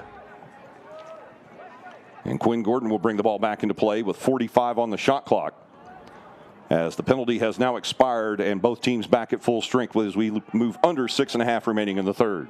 Yeah, I didn't see the penalty clock move on the scoreboard. Luckily, the scorer's table over there between the benches keeps the official time. HP not able to make hay on that one-man advantage opportunity. A shot there scooped up by Julian Garcia. And we'll give Lake Travis possession as we hit the midway point of our third quarter. In possession of the ball, number 14, Garrett Maddox. Aggressive ride. I still like seeing that. They're doing good. They're up by 6, but Coach Pressler keeps them in that aggressive ride. On that ball just behind Hudson Jones into the cross of Parker Addison. And Addison will pull it back up top as instructed by Coach Pressler and allow the offensive set to come in with 5:40 remaining in the third. Yeah, Harris Sands had an opportunity down there on GLE. I thought he might turn and take a shot, but he pulled out, probably instructed to do so by Coach Pressler. They'll reset and set their offense for a play here and try to get inside and put one in the net. And that pass, the errant pass there by Paxton Smith off the cross of Addison out of bounds. And Addison slips and falls into the bench. And we hope that's not too serious. Addison will get back out on the field. Yeah, one of those moments, Brian, like you indicated earlier, that's tight sidelines over here. That bench on the far side makes it an even tighter sideline. Indeed, and hopefully that's nothing more than a strawberry on the knee for Addison. And Barbella forced out of bounds. A great play there by Alexander Shadle to deny Barbella the ability to advance into the field of play. He shoved out of bounds, and now Highland Park back in possession with 5:13 remaining in the third. Yeah, part of that aggressive ride, 3-on-1. They're really just in a big scrum over there. HP able to come away with it. And now the shot clock down to 70. And here, if you're Coach Pressler, you've had about 75, 80%, I would say 80% at this point, possession in your offensive end. And with a 6-goal lead and we're under 5 minutes remaining in the third, is this an opportunity, Cade, where he's going to really focus on working some of these set plays and score some goals to plan for these big, tough games coming up in the next 2 weeks? I think you may see that. He may go a little further down the bench, too. They have pulled up the aggression, I've noticed. They're not quite as aggressive on moving in towards the crease and getting the shots. They're looking to set up their play, looking at working at the dodges inside, feed that ball inside and get close to the crease. No, that's why I brought it up, because it seemed like they were moving from a much more frenetic pace to a much more deliberate tactical pace here in the waning stages of the third quarter. I agree. I think you're right on. And the shot clock down to 22, and the goal for Duncan Zilke. And that doesn't happen without an outstanding pass from Parker Addison. Not only can Addison shoot the ball and score, but right there he gets the assist. A fantastic pass to Duncan Zilke for his second goal of the afternoon. Yeah, he really threaded the needle to Zilke there. And you indicated, Brian, they were moving the ball around the outside on the perimeter. And you've got those midfielders and attackmen dodging on the inside, looking for eventually Lake Travis to make a mistake on the slide. They did, opened up Zilke on the crease, and Addison hits him right on the money. And Zilke from 6 feet, his second tally of the afternoon, reestablishes a 7-goal lead. Now Highland Park 9, Lake Travis Cavaliers 2, with 4:10 remaining here in quarter number 3. And another face-off win for Frank Musa. And this will allow the offensive unit for Highland Park to continue to hone these plays here in the late stages of quarter number 3. Yeah, Lake Travis called with the push off the face-off there, just the same as Frank winning one. HP gets the possession, same result. Now, I'm curious about the statistics there on something like that. Does that just go down as not a face-off, or does that go down as a face-off win for Musa? It's a great question, Brian. We'll have to ask the statisticians on that one. Not sure how that works out. I'm afraid you stumped me on one. There we go. I won today's version of Stump the Band. And Stump the Band brought to you today by Game On Sports Network. Folks, we're back here as Highland Park goes on the job with 3:23 remaining in the third period. Working on the far side, number 12, Nico Treant. He's being guarded by Alexander Shadle. And Shadle with an outstanding ride both yesterday and this afternoon against Lake Travis. Perhaps got a little too aggressive yesterday, had 3 different penalties in the match against Torrey Pines, and I think he's dialed it back to just the right amount of aggressive here today, as anybody who has been marked by Alexander Shadle has had a very tough time this afternoon for Lake Travis. Yeah, it's good to see a guy, a good two-way midfielder like Shadle. He comes in and does fantastic as a D-mid, really works in there as a short stick defender. Just as effective as a long pole. And the pass from Morton into X off the cross of number 20, Grayson Wright. And now Highland Park back on offense with 2.5 to play in our third quarter. Yeah, Wesley Iverson checking in from the sideline, gets a good feed. A shot there from Zilke, no good. Saved by Garcia. Now the ball loose here on the near side. And scooped up by the long stick midi for the Cavaliers, number 22, Michael Stott. HP backing off the ride a little bit here, giving Lake Travis a little bit of an opportunity. Could be a change of personnel for the Scots. Well, aggressive ride there as Iverson knocks the ball away from Stott. And now Parker Addison looks to chase the ball down here on the near side. Marked by number 2, Caden Bender. Addison barely, oh no, they call it out of bounds. I thought he kept that ball in. Not sure about the rule there. Does the ball just have to touch the line or go all the way out of bounds? I think if it touches the line, again, it's that white line. I didn't think the ref would be in position. I looked down straight at about the 40-yard line. He was standing on that white line, so referee well positioned there. No, he makes the right call there. He's definitely in possession as Nico Triant will bring the ball across the timeline for Lake Travis. Because that was one of the things I needed to clarify on. I didn't know if it was like soccer where the ball has to go all the way out of bounds to be out of bounds, or if it's like basketball where if it touches the line, it's out of bounds. Yeah, it's more of a basketball, football type play. You touch the line, you're out. And a goal there by Lake Travis working on the near side. Number 88, Caleb Grieswell beats Ben Abel to the far side. And Cavaliers have now closed it back down to a 6-goal advantage. Highland Park 9, Lake Travis Cavaliers 3 with 1:28 remaining in our third quarter. Yeah, Brian, I heard you guys indicate it last night. Third quarters have been a little tough for Highland Park this year. I don't know what it is, coming out of half or knowing you still got a quarter to play, you let off the gas a little bit. But Highland Park not able to keep them off the board here in the third quarter and not able to add as many as they did in the first half. And now the score, Highland Park Scots 9, Lake Travis Cavaliers 3. A mad scramble for the ball. Good job by Boyer there. Good scoop. Musa gets it out to where Boyer can scoop that up with the long stick. And Highland Park will go back on the job here. 70 seconds remaining in the third quarter. The shot clock and the game clock aligned perfectly. 64 seconds remain on both. And if Highland Park chooses, they can play for the last shot here in the third quarter. Paxton Smith working back to Iverson. He'll come to the near side as Zilke, goal line extended, will work in X with Dalton Harris. Now, Parker Addison popping out to goal line extended on the far side will come back into X. 40 seconds remaining on both the game clock and the shot clock here in the third quarter. Addison working on Jace White. He'll find Smith. The ball in and out of the cross of Iverson. Ground ball scramble. Kicked back out, and now a whistle, a push against Lake Travis will give the ball back to Highland Park with 26 ticks to play in the third. Yeah, you see that sometimes. You come on, defender comes running in, ball's on the ground, you get an easy loose ball push call, and the possession back to HP, allow them to reset from the top. Quinn Gordon looking for Zilke. Iverson, a shot that's deflected by Caden Bender of Lake Travis and picked up by the Cavaliers way downfield. Scooped up by Blake Morton. Yeah, good 3 handle. seconds. Morton looking to shoot. And a great ride there by Keller Holmes, number 11. He knocks that ball out of the cross of Morton as Morton was ready to shoot.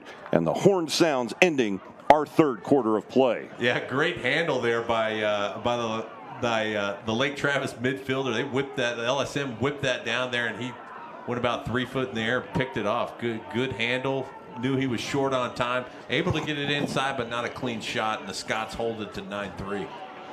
And folks, we've reached the end of the third quarter of play here at Highlander Stadium. 3 quarters in the books. In today's action here in the Texas High School Lacrosse League, your score as we go to the fourth quarter here at Highland Park. It's Highland Park Scots 9, Lake Travis Cavaliers 3. We'll be back with the fourth quarter right after this short break on Game On Sports Network. You've never been one to fear the unknown. That's because you've seen seasons like this come and go, just like many of your competitors. You know your outcome, stay focused, and take calculated risks, seizing opportunities when others freeze. The truth is, winter business cycles separate the good from the great, and winter is your season. Ours too. That's why for over a century, we've been honored to serve you. Vista Bank, entrepreneurs banking entrepreneurs since 1912. Sewell is definitely a part of my family. Everyone, just has this great smile that we are happy to see you. We're so glad you're here. They really care about people, and that's not something you find at every dealership. I love to leave a dealership feeling peaceful, and I've never experienced that until Sewell. I drive a Sewell. Discover our wide variety of new and certified pre-owned vehicles at Sewell Buick GMC. And ladies and gentlemen, we welcome you back here to Highlander Stadium on the campus of Highland Park High School. Brian Shackelford here alongside Cade Hamner. And Cade, ready for the fourth period of action here between our Highland Park Scots and the Lake Travis Cavaliers. The Scots with a 9-3 lead. I don't want to say a comfortable 9-3 lead because, as we have established many times, there is no such thing as a safe lead in lacrosse. Absolutely, Brian. And at this point in the season, 9-10 games into the season, including those games down in Florida, I look for the Scots to be kind of who they are at this point. And who they are to me is a fourth quarter team. They play hard. They dig deep in the fourth quarter, whether they're playing from behind or whether they're playing up. I watched them play the Woodlands down in Houston a few weeks ago, and they were behind heading into the fourth quarter. Boy, did they turn it on. So look for them to play that kind of Scots lacrosse here in the fourth quarter and try to separate themselves a little more from this Lake Travis team.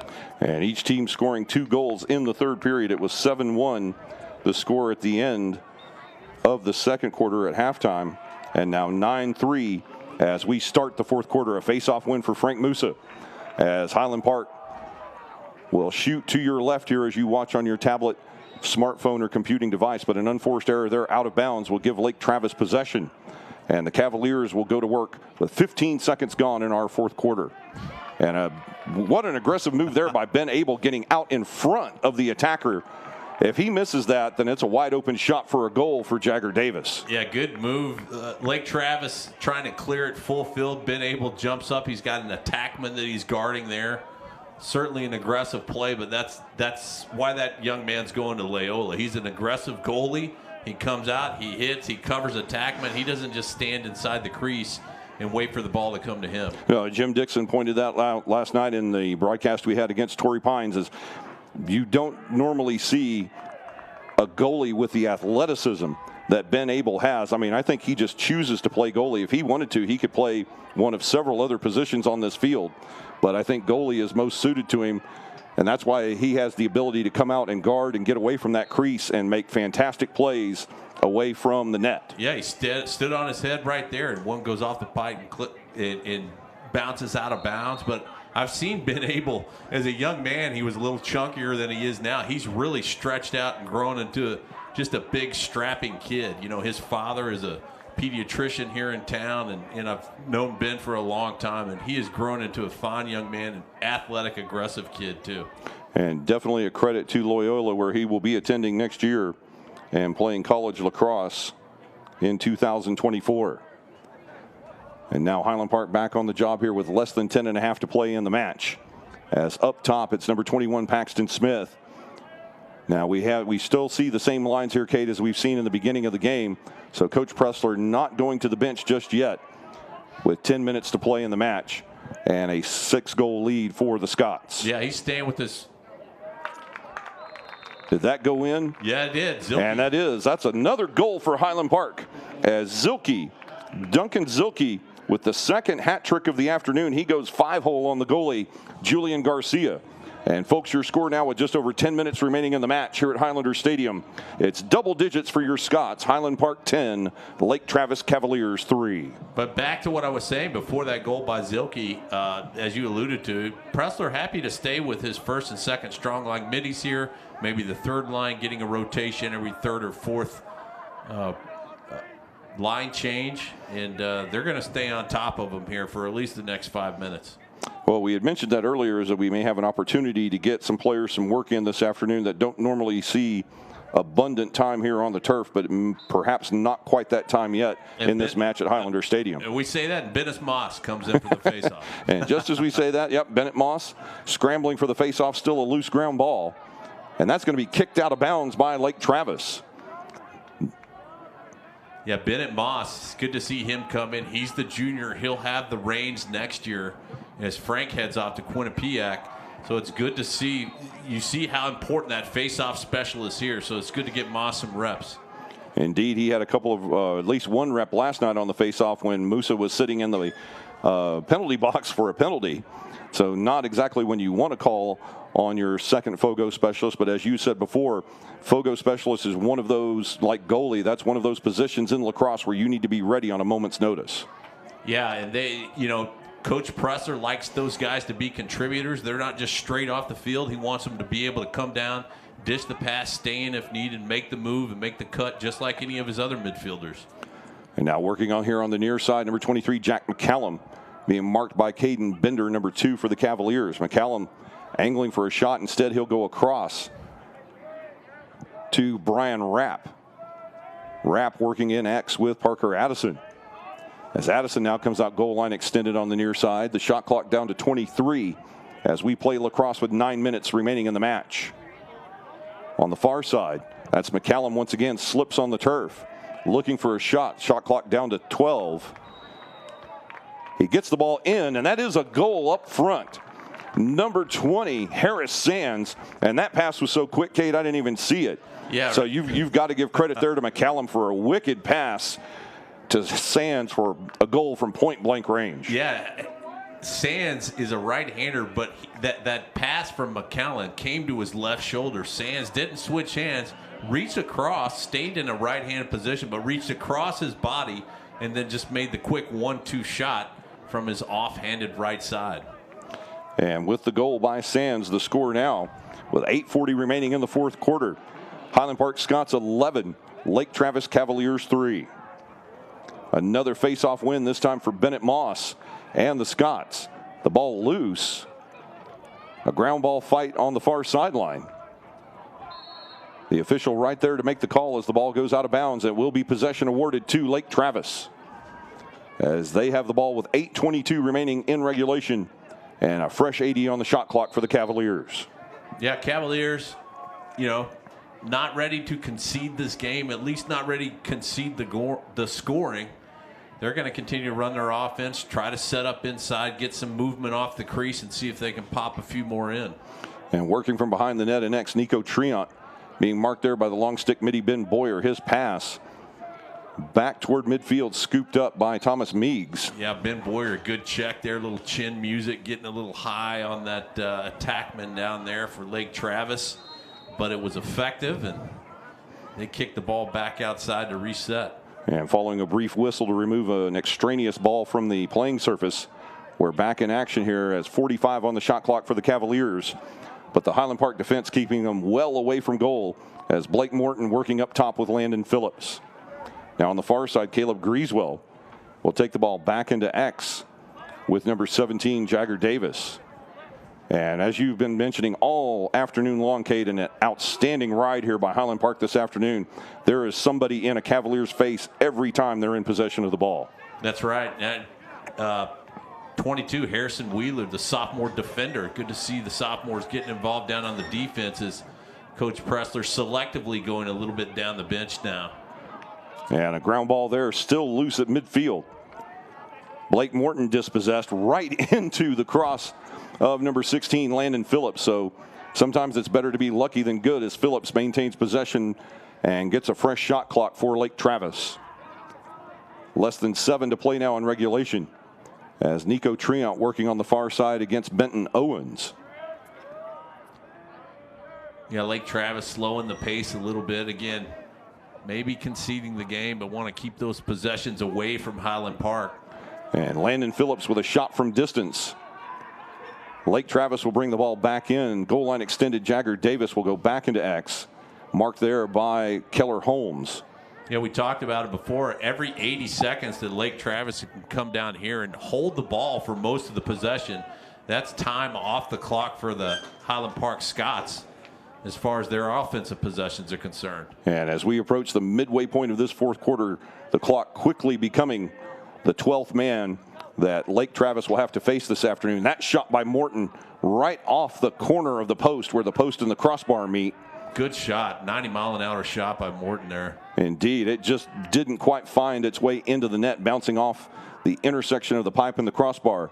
A fresh 80 for Lake Travis, as now Landon Phillips decleated on the far side, and that earns a penalty flag from the umpire. This will be a man-up advantage for Lake Travis, as it appears Benton Owens is headed to the penalty box for Highland Park. Yeah, Benton Owens with a little kiss there. He didn't like that guy standing so close to his netminder, and at this point in the game figured he could give one. He does, and Scotts will go man down for a minute. A 1-minute penalty assessed to Benton Owens with 5:48 remaining in the match here at Highlander Stadium. And a man-up advantage here for the Cavaliers, as Coach DeJoe for the Cavaliers tries to get his lineup set. Jagger Davis coming off the turf. And now a fresh 80 on the shot clock, 1 minute on the penalty to Benton Owens.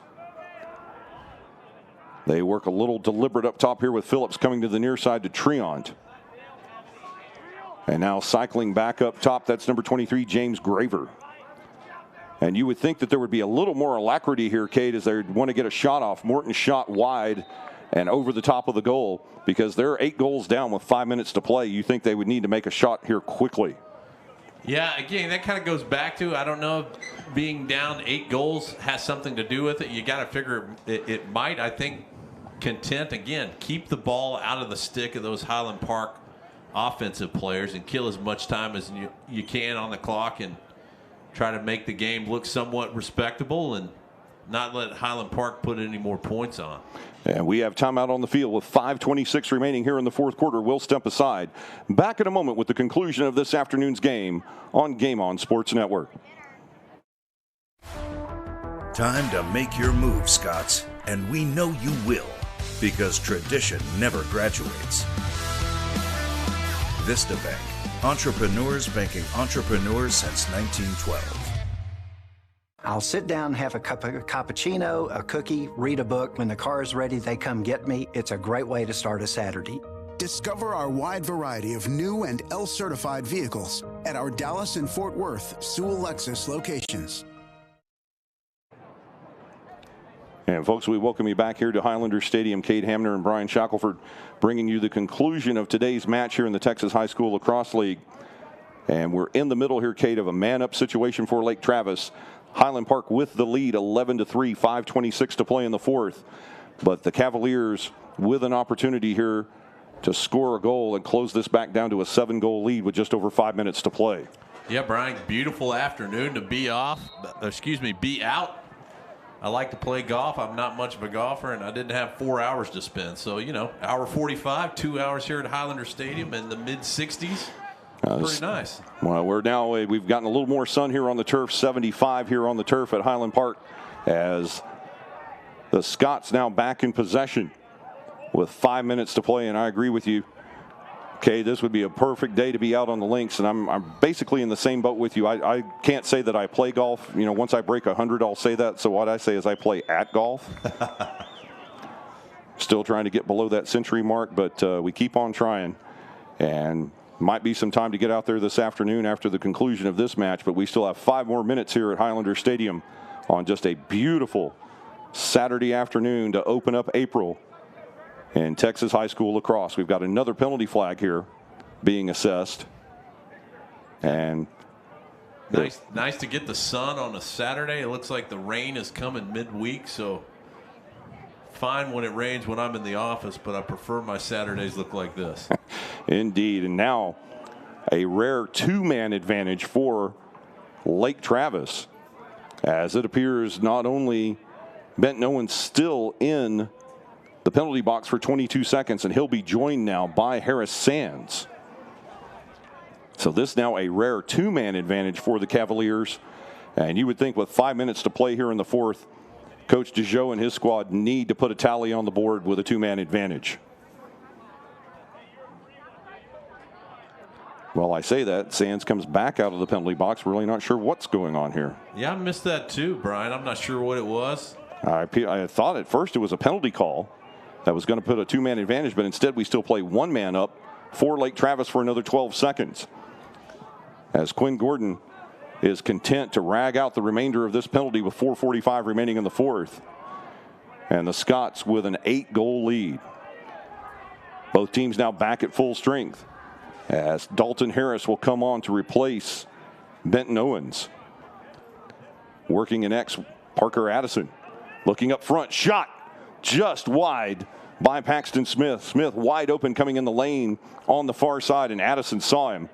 And Smith just unable to pull the trigger to get the ball in the net. Turnover to Lake Travis. Yeah, Parker Addison down there doing a great job at standing down at X and quarterbacking that offense and able to thread Pax right on the crease. And that errant pass out of bounds off the cross of the Cavaliers. Another unforced error to turn the ball back over to Highland Park. Ben Abel all the way back to midfield to Paxton Smith. And Smith working here on the near side with Parker Addison. They go back on the job as the clock moves under 4 minutes remaining. Smith already with 1 goal on the afternoon. And now we have a timeout taken by Coach Pressler in Highland Park. 3:50 remaining here in our fourth quarter at Highlander Stadium. We'll take a brief timeout. Back in a moment, right here on Game On Sports. I'll sit down, have a cup of cappuccino, a cookie, read a book. When the car is ready, they come get me. It's a great way to start a Saturday. Discover our wide variety of new and L-certified vehicles at our Dallas and Fort Worth Sewell Lexus locations. I love the idea that when you pull into the service garage, your name comes up on the screen. I will always drive a Sewell. Discover our wide variety of new and certified pre-owned vehicles at our Dallas and Fort Worth Sewell Infinity locations. And folks, we're back here at Highlander Stadium alongside Kate Hamner, Brian Shackelford, bringing you matinee lacrosse from Highland Park High School. A matchup here in the Texas High School Lacrosse League between the Lake Travis Cavaliers and the Highland Park Scots. The Scots have an 11-3 lead with 3:50 remaining in the fourth quarter. And Cade, for those of you who are joining late, this game has been all Highland Park as they took an early 2-goal lead and have not trailed since. No, did a fantastic job. Good defensive effort today to keep the ball down on the Highland Park offensive side of the field. I think you'll see a more slow, deliberate pace as we're just underside 4 minutes. Coach Pressler knows these guys, this is their second game in 24 hours. He's got 2 big important games coming up this week. So just content to get out of this one, wind this clock out, maybe take a couple of more shots, but not get anybody hurt like you said at the break, Brian. And Brian Rapp forced out of bounds. A nice play there by Patrick White, the defenseman for Lake Travis, as Rapp too close to the end line, forced out by White. And the Cavaliers will take over with 3:33 remaining in today's match. As we had talked about earlier, Kate, another teachable, coachable moment there for Coach Pressler as he moves in to practice for these big matches coming up next week, especially the one Tuesday night, the district contest against McKinney. Yeah, absolutely. You know, it's just like football. You know, coaches break down the film after every game. You watch your opponent, your upcoming opponent on film. Lots of things to correct. You know, the Scots get a good win here, but Coach Pressler, like any coach, he'll find ways to pick it apart and make his team better for it. And now Highland Park back on offense. They go back into X with Dalton Harris.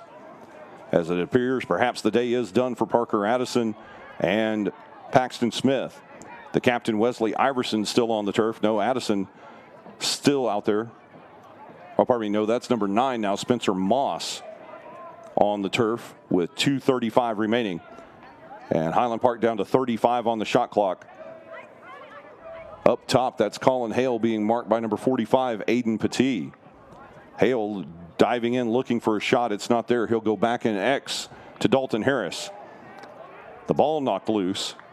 And another good play there for a defenseman for Lake Travis. That's number 24, Samuel Sparks, to give the Cavaliers possession with just over 2 minutes to play. Yeah, Lake Travis able to come back down and get another offensive possession after Highland Park. They're just taking time off the clock down on their end. Gets us under 2 minutes. Taking the ball all the way into X, number 14, Garrett Maddox. He'll go back up top to Landon Phillips.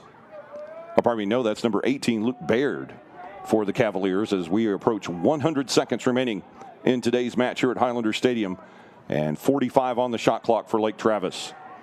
The ride still strong as Ben Boyer heavily marking Luke Barrett on the far side.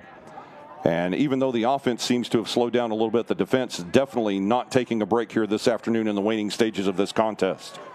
Now, when you have a game where it's, 70-30 possessions on offense, defense needs to take every chance it gets to improve, to be able to set your slides and make sure you're getting good, solid checks, setting that defense to prevent those guys from getting on the inside. Watch those dodges. Keep them off your goalkeeper. And we've got another penalty flag here on the near side. A technical foul coming up being assessed against the Scots, number 27, Colin Hale. And he'll spend the next 30 seconds in the sin bin. This will be a short man-up advantage for Lake Travis with 84 ticks remaining in the fourth quarter this afternoon at Highlander Stadium. Now, I didn't see Arthur Peters between the pipes. Good to see him come in and get some time. So Ben Abel's day is done now with 80 seconds to play in the match, as Arthur Peters now in goal for Highland Park, wearing number 18, the senior goalkeeper for the Scots. A scramble on the far side for that loose ball. Yeah, Peters, good journeyman. Highland Park players come up through the program. Good to see him have a good senior year here as well. Hudson Jones on the attack, a shot from point blank range. A save for Julian Garcia, as Dalton Harris thought he had the 12th goal of the match for Highland Park. Yeah, Dalton Harris, I'd like to see a little pump fake there. It would have been open at the bottom, but hey, it's a split-second decision. And now 40 seconds remain as the clock is stopped.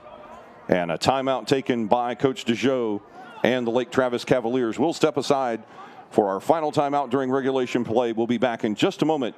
The conclusion of today's game right here on Game On Sports Network.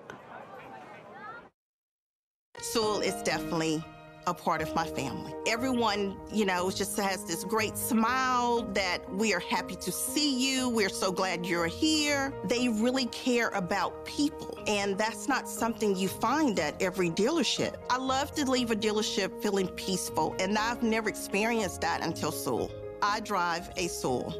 Discover our wide variety of new and certified pre-owned vehicles at Sewell Buick GMC. 2023, new chapter, same tradition. A tradition of hunger, sacrifice, and winning.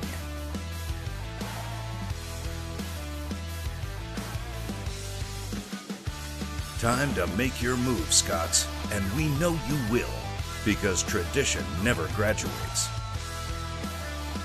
Vista Bank, entrepreneurs banking entrepreneurs since 1912. And folks, we're back now at Highland Park High School here, Highlander Stadium, the site of today's afternoon matchup here between the Lake Travis Cavaliers and the Highland Park Scots. We have 38.8 remaining in the match, and the Scots with an 11-3 lead. However, Lake Travis, a man-up advantage here for the next few seconds as they try to put one more goal on the board and make things look a little bit more respectable here this afternoon. Yeah, under 30 seconds here. We'll see if Arthur Peters can get him a good save. They go back up top to Frankie Barbella. And still a fantastic ride there. Alexander Shadle just wearing Barbella out. Blake Morton now here on the near side, marked by Keller Holmes. And even though they had pulled the offensive starters, the first team defense still out here for Highland Park with 5 seconds to play. Morton trying to get off a shot. And the ball goes across the end line as the horn sounds, ending today's match. Ladies and gentlemen, the final horn is sounded here at Highlander Stadium, bringing today's action in the Texas High School Lacrosse League to a close. And folks, your final score this afternoon from Highland Park High School: your Highland Park Scots 11, Lake Travis Cavaliers 3. And Cade, this was a complete, I have to say, it was a complete domination this afternoon by Highland Park. They bounced back from the 1-goal loss last night to San Diego Torrey Pines.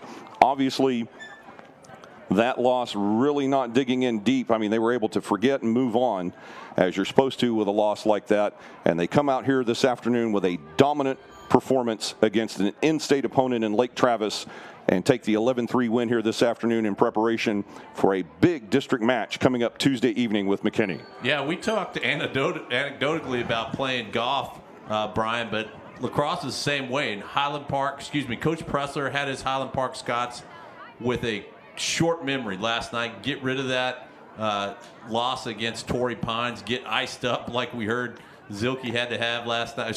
Frank Musa had to have. No doubt Zilke too. Forget about it. Come in, play a fresh game the next day, play a good fundamental game, and as a fan, as a color analyst, start to finish dominant by Highland Park. I think Coach will find some ways to pick some of those unforced errors apart, find a way to improve the discipline and the fundamental skills of his offense heading into district play. But good, solid win, stem to stern for the Scots. Indeed. Coach Pressler riding the ship here to improve his team's record now to 7-1 overall in the 2023 season. And that bodes well for the Scots as they now have a critical match coming up Tuesday evening at 8 p.m. right here at Highlander Stadium as they will host McKinney in their second district match of the season. And the district match is even more critical as that is the first determinator in seeding for the THSLL playoffs coming up in late April and early May. Yeah, absolutely. We talk about these big games, these non-district games, these non-counter games, if you will, that you play these big West, East Coast, solid national opponents. You have to go into district play. You have to play your games within the state a fundamentally sound way and know those count against your record, because what it's all about is heading into that postseason play as the Scots make a run at a state championship. Indeed, and we've seen this here in many sports that we've covered here on Game On Sports for Highland Park. Coach Peeler for the basketball team did the same thing this year. He went out and sought, very difficult out-of-state opponents to challenge his team to try and help him find his team's weaknesses, because until you find the weaknesses in your team, you can't make your team better. And that is why you bring in the Torrey Pines squad from California. That's why you bring in the Garden Cities and the Don Boscos from the East Coast to find out where the soft targets are so you can work on those, improve your game, harden those targets, and get ready for that championship tournament coming up at the end of this month. Yeah, you're exactly right, Brian. You know what you have in a matchup with Jesuit, with ESD, with Southlake, with Westlake. You've got to improve your team in the non-counter games when you're playing those big teams, and that's Coach Pressler's mentality. That's what he wants to do. He wants his program to be on a national stage, and he wants his team to be battle-tested and hardened. And he's been doing that so far. Indeed, and Jim and I covered this last night in the game with Torrey Pines. We talked about how the Torrey Pines squad, they're from San Diego. I mean, in California, lacrosse is a high school sponsored sport. The California Interscholastic Federation, basically the equivalent of the University Interscholastic League here in Texas. And, the California body recognizes lacrosse as a school-sponsored sport, so that helps with funding, helps with player control, things of that nature. And I know that another part of what Coach Pressler is trying to do here too, because it's the same way on the East Coast in both New York and New Jersey. Those are high school-sponsored sports. That bringing in these tough opponents from the West Coast, from the East Coast, from the Colorado area, because the Denver metro area has some very strong lacrosse as well, that this is what can give these THSLL teams credibility to possibly in the next 2 years advance this into a full UIL sport. Yeah, I know there's arguments on both sides of the aisle on that. It's as a club sport, the club is able to raise money privately. That's the tough part for teams outside of like a Westlake or a Highland Park. But at the same time, being a club team gives you an opportunity to get coaches like Coach Pressler, Coach Ryan Brown, the offensive coordinator, one of the best shooters in the sport ever. Coaches that may not be willing to be a high school or elementary coach is generally required for the coaches of a high school team. So it'll be interesting to see the evolution. I have no doubt that eventually we're looking at that. It's good for the growth of the sport. I think Texas is a hotbed over the next decade for lacrosse and where the growth of the sport is going to be. So it'll be interesting to sit and watch how that develops. Indeed, as much as we have seen lacrosse grow in this state in the last 10 to 12 years, the next 7, 8, 10 years are going to be exponentially much more fantastic as the youth movement in lacrosse. I mean, 7-8 years ago, you were only seeing lacrosse being played with clubs at the high school level. Now you've got all the way down to 6U kids playing lacrosse, and now those kids that were playing 6 and 8U lacrosse 10 years ago are now your juniors and seniors that are out here playing lacrosse in 2023. And the youngsters that are playing youth lacrosse right now are going to be even better than what these high school players are now in another decade. Absolutely. It's evident today. We had 2 youth games that matched off or that played prior to this varsity game today. We got 2 youth games to play after here today. It's such an electric atmosphere. You guys talked about it last night. Highlander Stadium nestled here in the neighborhood of University Park. We had softball going, baseball going last night. Girls soccer just wrapped up last week. And then to see from start to finish today, Highland Park lacrosse, youth teams participating, varsity participating. It's really building a hype for the program. Indeed. And your final score here tonight, Highland Park Scots 11, Lake Travis Cavaliers 3. To review the scoring this afternoon for Highland Park, Parker Addison and Duncan Zilke both with hat tricks this afternoon for Highland Park, 3 goals apiece. And individual goals on the day for Quinn Gordon, Colin Hale, Parker Smith, and Harris Sands, the 11 goal tally for Highland Park. For Lake Travis, Blake Morton, their midfielder, with 2 goals. And the final goal of the afternoon for the Cavaliers from the attacker Caleb Grieswell.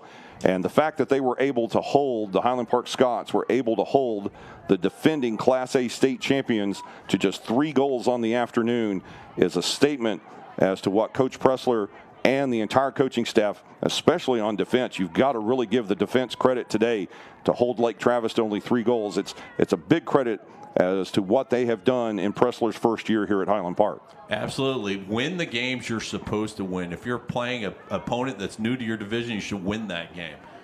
Some of the other games, like coming up at McKinney, you got Allen on the schedule. You should win those games. And it's important for Coach Pressler to keep his team fundamentally sound and disciplined, and to win those games you're supposed to win so your team is ready physically, talent-wise, and emotionally when you head into those big games like ESD and Jesuit as we head into the postseason. Indeed. And folks, we want you to join us again right here on Game On Sports for our next Highland Park lacrosse match. That will be Tuesday night, April 4th, an 8 p.m. face-off right here from Highlander Stadium, as your Highland Park Scots will face off against McKinney in their 2nd district contest of the season. And Cade, that is going to be a fantastic matchup that is going to go a long way in determining the district champion in Class A, in the Class A East Division of the North District of THSLL this season. Yeah, absolutely. I think it's important to get those wins under your belt, and very quickly, as the calendar flipped this morning to April, and we'll wrap this up this month. There's going to be a lot of good lacrosse to be played this month. Indeed, and as we close out here this afternoon, after a convincing 11-3 win here by Highland Park, Cade, your final thoughts on today's match from Highlander Stadium? Well, I'm glad to see, like you alluded to, Brian, the short memory to come in after a tough loss last night of a game that's been circled on the calendar since it was scheduled against Torrey Pines. They've come in here several years now. We've traded wins and losses. Scott's able to forget about that today, play a Texas opponent today, and put up a convincing win. Indeed. 11-3 your final here for Highland Park over Lake Travis. And folks, as we close out today, we'd like to take a moment and thank everyone who was able to bring you this afternoon's broadcast from Highlander Stadium. The executive producer of Game On Sports is Fred Garner. Today's match was produced and directed by Trevor Von Dom. The sights and sounds of today's broadcast were brought to you by our outstanding camera crew, Alex Guyona, Joseph Miles, Tyler Rodriguez, Garrett Hayes, and Matthew Bryce.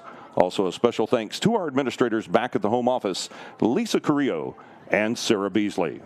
Ladies and gentlemen, today's Highland Park Lacrosse broadcast is a copyrighted production of Game On Sports Network and the Highland Park Independent School District. Copyright 2023, all rights reserved. Any rebroadcast, reproduction, or other use of the pictures and accounts of this broadcast without the express consent of Game On Sports Network and the Highland Park Independent School District is strictly prohibited. Well, folks, that wraps it up for us here this afternoon from Highlander Stadium. We want you to be sure and stay tuned after we sign off here for highlight package and hype video as we get ready for next Tuesday evening's district matchup against McKinney. Once again, that's Tuesday evening, April 4th, an 8 p.m. face-off right here at Highlander Stadium. And folks, we thank you today for spending some of your Saturday afternoon with us, and we look forward to seeing you next Tuesday evening for that district matchup versus McKinney right here on Game On Sports. So until then, on behalf of my broadcast partner, Cade Hamner, and our entire Game On Sports production crew, this is Brian Shackelford, thanking you for joining us this afternoon and for your continued support of Highland Park Scots Lacrosse. Your final score again this afternoon, Highland Park Scots 11, Lake Travis Cavaliers 3. Until Tuesday evening, good afternoon and God bless from Highland Park, Texas.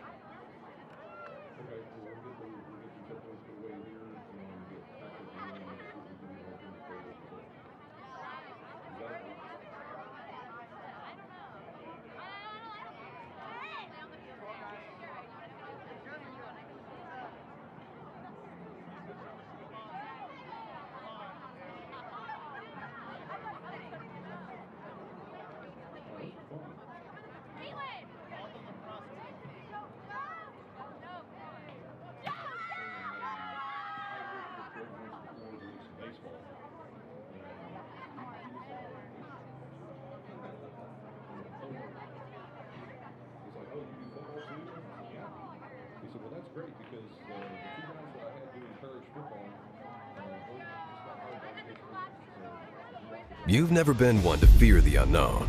That's because you've seen seasons like this come and go, just like many of your competitors. You know your outcome, stay focused, and take calculated risks, seizing opportunities when others freeze. The truth is, winter business cycles separate the good from the great, and winter is your season. Ours too. That's why for over a century, we've been honored to serve you. Vista Bank, entrepreneurs banking entrepreneurs since 1912.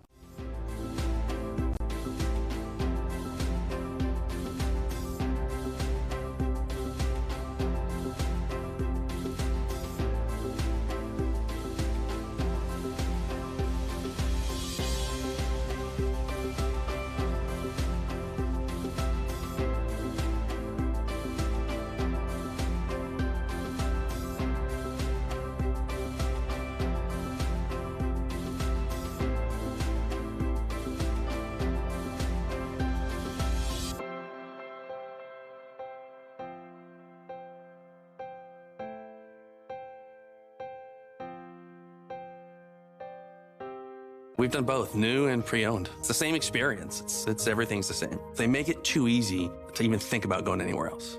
Discover our wide variety of pre-owned vehicles at Sewell.com today. Time to make your move, Scots, and we know you will, because tradition never graduates. Vista Bank, entrepreneurs banking entrepreneurs since 1912.